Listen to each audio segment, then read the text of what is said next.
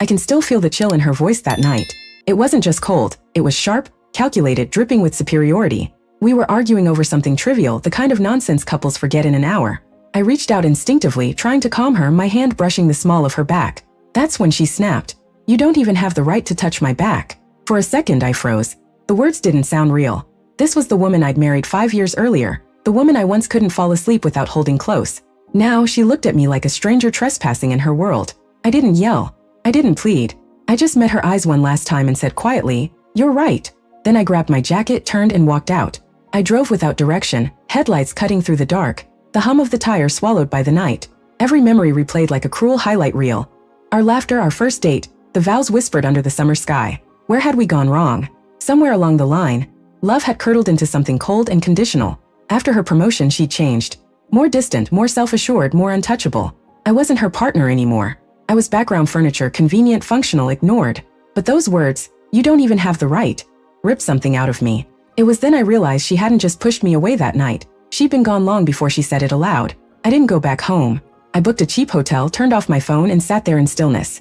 No rage, no heartbreak.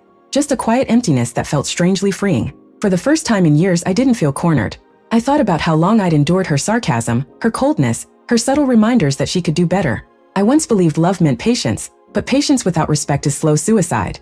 Staring at the ceiling, I made a silent decision. I wouldn't fight for someone who no longer saw me as worth a simple touch. Morning came with clarity. 16 missed calls.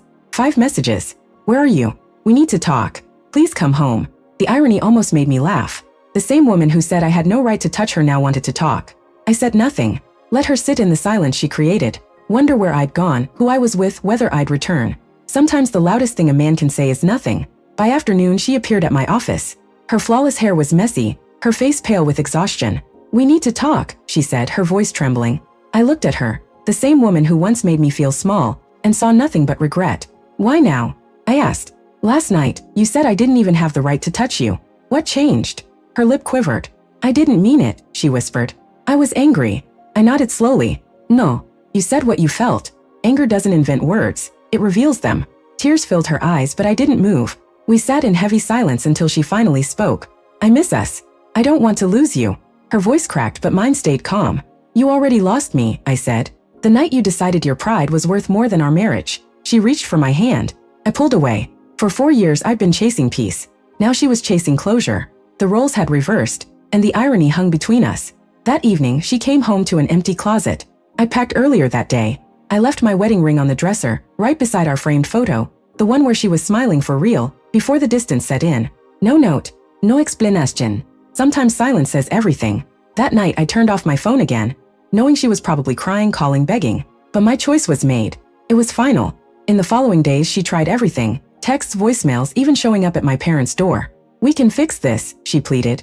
"Please come home." But there's a kind of peace that comes only after breaking for too long. Once you taste it, you never return to chaos. I told her calmly, "You didn't just break our marriage, you shattered how I saw you. I can forgive you, but I can't unhear what you said." The silence between us after that was heavy, permanent, the true sound of the end. Weeks passed. People started asking questions, friends, coworkers, even her parents. She told them I walked out over nothing, but I knew the truth. It wasn't about that one night. It was about all the nights before it. The indifference, the dismissiveness, the slow erosion of love into entitlement. I had given her everything, loyalty, time, devotion. All I'd ever wanted in return was basic respect. When even that became too much to ask, I finally gave her what she had earned, my absence. Months have passed since then. She still reaches out sometimes, long emotional messages, promises of change. But I've moved on. My life feels lighter. I laugh again. I breathe freely. Every now and then I think back to that moment, her voice cutting like glass, and I smile. Because that was the night I remembered my worth. She said I didn't have the right to touch her back. Maybe she was right, because the only thing I was ever meant to touch after that was the doorknob on my way out. And that's exactly what I did.